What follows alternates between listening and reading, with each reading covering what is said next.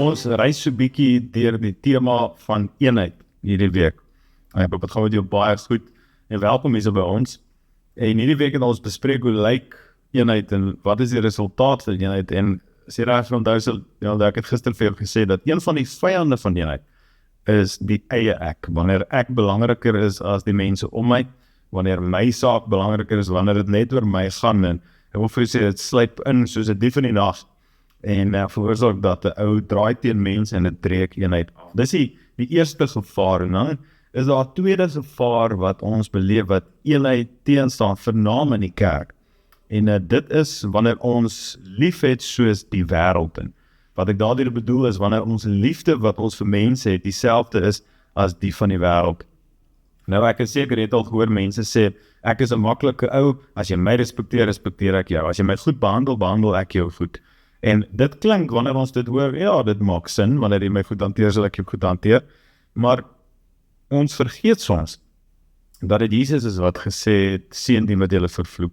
En bid vir hulle wat julle vervolg en wat julle wil doodmaak. En hy sê ons moet ons vyande lief hê.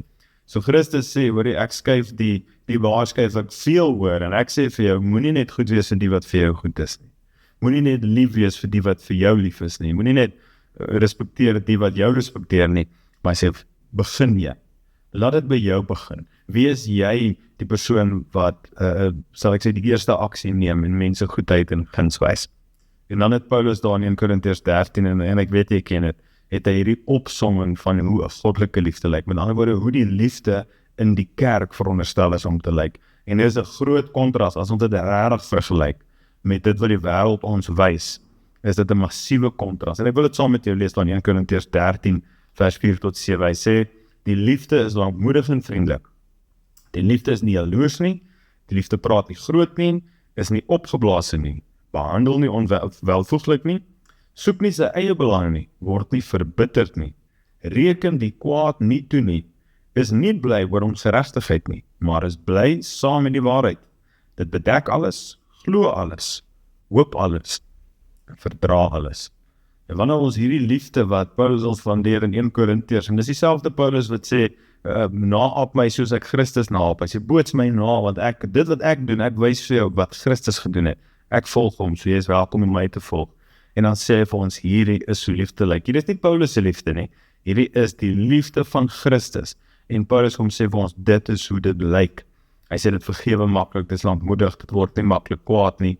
En ons hoor altyd hierdie wanneer dit kom by huwelik, maar ek wil vir jou sê, om eenheid te behou, veral in 'n gemeente, in 'n gemeenskap, in 'n familie en in 'n huwelik, is dit belangrik dat ons liefde anders lyk as die van die wêreld. En dit voel vir my die media en die plekke het vir ons liefde goedkoop kom maak. Liefde het maar net eenvoudige seks geword. Hulle noem dit selfs making love. Dit is nie wat liefde is nie. En ek en jy verstaan dit as gelowiges. Maar ons moet versigtig wees dat ons nie wil lief hê soos die wêreld nie.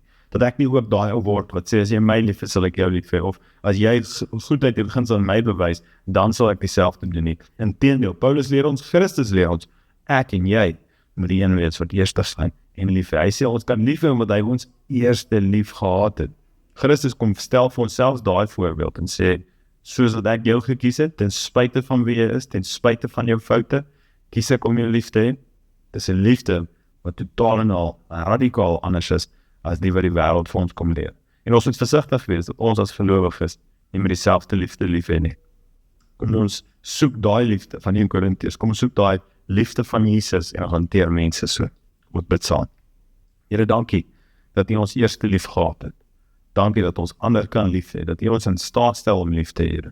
En saam met dit, bid ek, Here, mag ons nooit lief hê soos die wêreld nie, mag ons lief hê soos U.